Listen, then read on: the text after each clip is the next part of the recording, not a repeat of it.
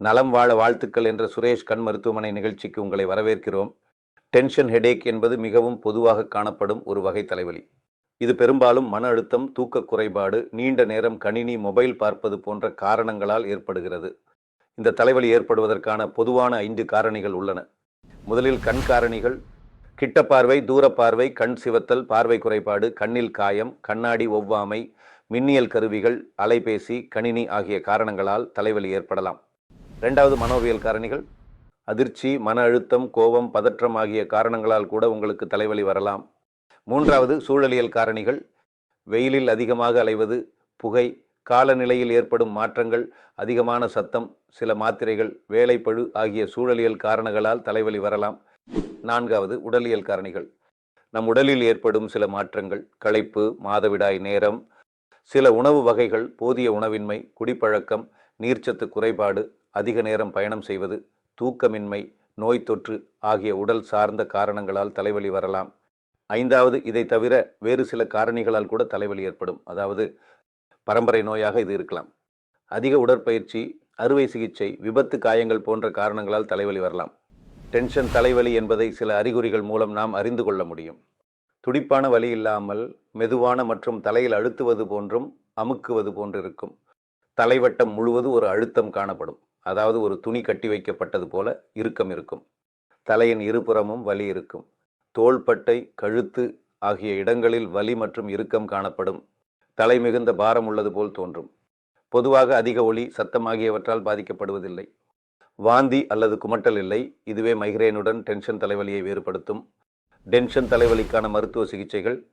மருத்துவரின் ஆலோசனைப்படி டென்ஷன் தலைவலி வராமல் தடுக்கும் மாத்திரைகள் இரவு மட்டும் 20 நாள் முதல் 90 நாள் வரை தேவைப்படலாம். தலைவலி வந்தால் சாப்பிடும் மாத்திரைகள் தனியாக வைத்து தேவைப்பட்டால் உட்கொள்ளலாம்.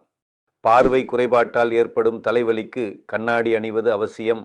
பார்வை தெரியாதவர்கள் சுற்றியுள்ள தசைகளை சுருக்கி விரிப்பார்கள். இதனால் தசைகள் அதிக வேலை செய்வதால் தலைவலி ஏற்படும். டென்ஷன் தலைவலி வராமல் எப்படி தடுக்கலாம்? முதலில் உங்களுக்கு தலைவலி வர காரணத்தை அறிந்து அதை சரி செய்வதில் கவனம் செலுத்துதல். சரியான நேரத்தில் சத்தான உணவுகள், பழங்கள், காய்கறிகளை உணவில் சேர்த்து கொள்ளுங்கள். படுக்கைக்கு செல்வதற்கு 3 மணி நேரத்திற்கு முன்பு சாப்பிடுவது நல்லது. பச்சை பயிறு, கொண்டை கடலை, பீன்ஸ் உள்ளிட்ட பயறு வகைகளை முளைக்க வைத்து சாலடாக சாப்பிடலாம். பூண்டை தண்ணீரில் போட்டு கொதிக்க வைத்து டீயாக குடிக்கலாம். கீரை, பாதாம், முந்திரி மற்றும் நிலக்கடலை போன்ற மெக்னீசியம் நிறைந்த உணவுகளை உட்கொள்ளலாம். இஞ்சி மேல் தோலை சீவி விட்டு சின்ன துண்டுகளாக வெட்டி 50 கிராம் தேனில் 25 கிராம் இஞ்சி தேனில் போட்டு வைத்து மறுநாள் காலையில் வெறும் வயிற்றில் 2 துண்டு இஞ்சி 1 கரண்டி தேனுடன் உட்கொள்ளலாம். தினமும் 2 லிட்டர் தண்ணீர் குடிக்கவும். 7 மணி நேரம் சரியான உறக்கம் தேவை. பாட்டு கேட்பது, நகைச்சுவை நிகழ்ச்சி பார்ப்பது, நல்ல புத்தகங்கள் படிப்பது என மனதுக்கு பிடித்த ஆரோக்கியமான பொழுது போக்கில் அரை மணி நேரமாவது ஈடுபடுவது பலனளிக்கும்.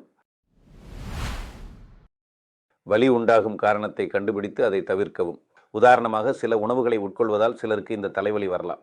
கொழுப்பு உள்ள அல்லது ரசாயனம் சேர்த்த ஃபாஸ்ட் ஃபுட் உணவுகளை தவிர்க்கவும். பதப்படுத்தப்பட்ட உணவுகளை தவிர்க்கவும். தயிர், மோர் போன்ற புளிக்க வைத்த உணவுகள் அல்லது நுரைத்த உணவுகளை தவிர்க்கவும். 4 கப் காஃபிக்கு மேல் ஒரு நாள் அருந்த வேண்டாம். சாக்லேட், பால் கலந்த பொருட்கள், எலுமிச்சை, உள்ளி, முருங்கைக்காய், வாசனை பொருட்கள், இந்த உணவுகளை உட்கொள்வதால் உங்களுக்கு தலைவலி வந்தால் இவற்றை தவிர்க்கவும். வாரம் 2 முறை எண்ணெய் தேய்த்து வெதுவெதுப்பான தண்ணீரில் குளிக்கலாம். நேர்மறை எண்ணங்களை வளர்த்துக் கொள்வது தலைவலியை தடுக்கும். மூச்சு பயிற்சி, தியானம் பலன் தரலாம். மருத்துவர் கொடுக்கும் மருந்துகளை உட்கொள்ளலாம். வெயிலில் அலைவதை தவிர்க்கவும் அல்லது குளிர்ச்சியான கண்ணாடி அணியலாம். 21 நாட்களுக்குள் வலி மாறாவிட்டால் ஸ்கேன் அல்லது எக்ஸ்ரே தேவைப்படலாம். ஒரு எக்ஸ்ரே எடுக்க 0.1 MSV அளவு கதிர்வீச்சு உடலுக்குள் செலுத்தப்படும். அதுவே ஒரு CT ஸ்கேன் எடுக்கும்போது 7.10 MSV அளவு கதிர்வீச்சு செலுத்தப்படுகின்றது. எனவே மருத்துவர் பரிந்துரைத்தால் மட்டுமே CT ஸ்கேன் எடுக்கவும். இந்த வீடியோ உங்களுக்கு பிரயோஜனமாக இருந்திருக்கும் என்று நம்புகிறேன்.